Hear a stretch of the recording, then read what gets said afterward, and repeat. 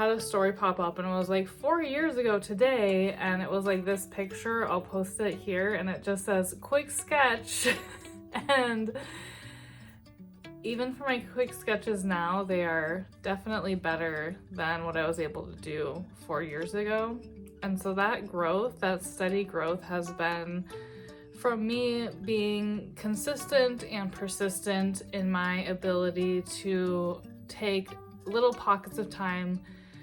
Sometimes it's every day, and there's been moments in these last 4 years where I've taken months off of practicing my craft, but it's that consistency and trying to just become better and better, and looking at different pictures and different things every time I am creating or drawing or painting. You're looking at the difference of, you know, where is the light, where are the shadows, what shapes are in these pictures and stuff like that. So those things are similar. So I got out my old sketchbooks, and this one I've kept all of my sketchbooks. This one says 2021, but I was like, in 2021 I had this moment where it's like I could visualize it, I could see it in my brain, like what I wanted to create, and I would have these beautiful images and ideas, but my ability from taking it out of my imagination, out of that visualization process, and actually constructing it and like birthing it into this reality, whether that was by drawing it or painting it or whatever, was challenging for me. So there's things that I do today that I feel like they're pretty good. Am I the best artist in the world? Am I classically trained? Can I make things look almost like a picture? No, and honestly, creating a painting to look like a picture is not really something I'm even really interested in doing. I enjoy having more expression and character in my paintings, because I feel like if I wanted to photograph something or a photograph of something, I could just take a picture of it. I don't need to paint it. What's the point? Not that those aren't skills. Some people really like doing that, and I think it looks really cool, but that's just not really my style. So yeah, I mean, I have all these like I'm not even sure what's going on here with this lady in her yoga pants or whatever, but you know, I'm trying to figure out the puzzle, and that's how I think of art. Like, honestly, art and like drawing and like when you're looking at colors and all of that, it's like it's a puzzle or a problem. I'm like, okay, I have this problem, like how do I make that shade with the colors that I have, or what shapes are in this object that I can see. And it's also fun looking at all these different sketchbooks, because I have just like different styles, and I'm playing around with different themes. Like, oh, I love this.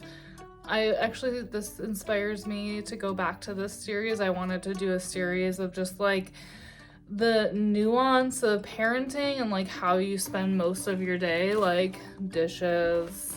Oh, and I love her. That's fun.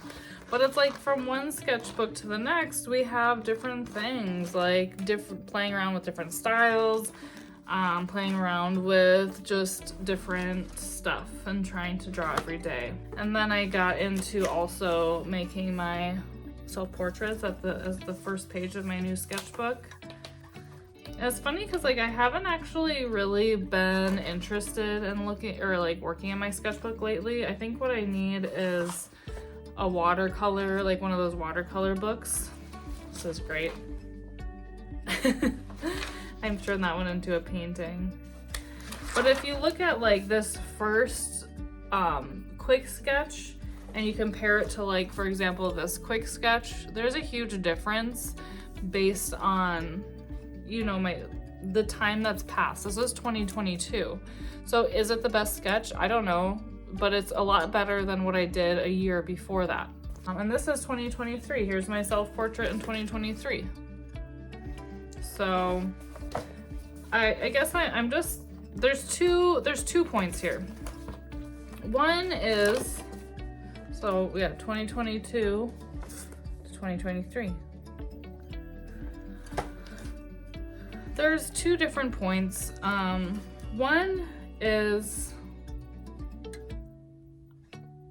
there are people in my life, like in my real life, they're like, oh, you're just really good at that. Like, you're just naturally good. And maybe that's true, but I think it's more so that I have an intrinsic motivation to become a better artist. It's something I'm interested in, it's something I like doing, and I see it as time well spent. Like, it's part of my ritual, it's part of my daily practice, and it's something that's important for my own mental health.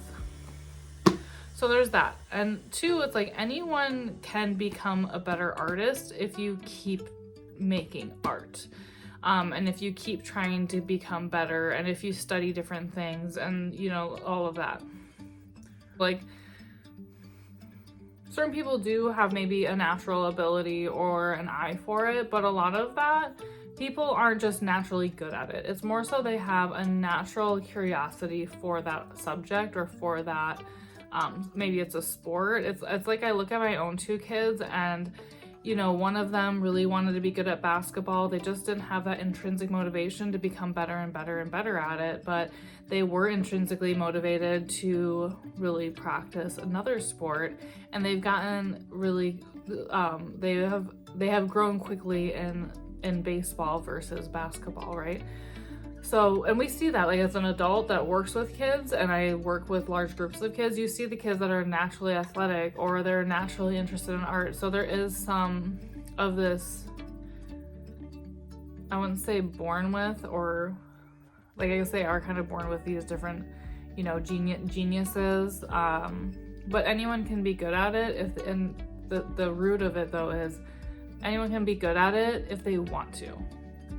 And you can build off of what you're already talented in or what you already have an eye for. Some people just don't care about art, or they don't have an eye for curating pieces together because it's just not something that interests them. It's not something that sparks joy for them, and that's why it's really cool, you know, being part of this world. Everyone has their own unique abilities and talents and creative styles.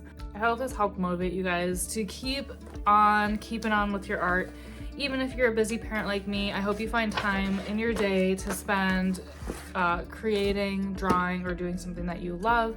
Because like I said in my last video, it's important to do the things we need to do, but it's also just as important to create time for those things that we love, even if it's a small little 5-minute pocket of the day. So I'll see you guys in the next video, and bye for now.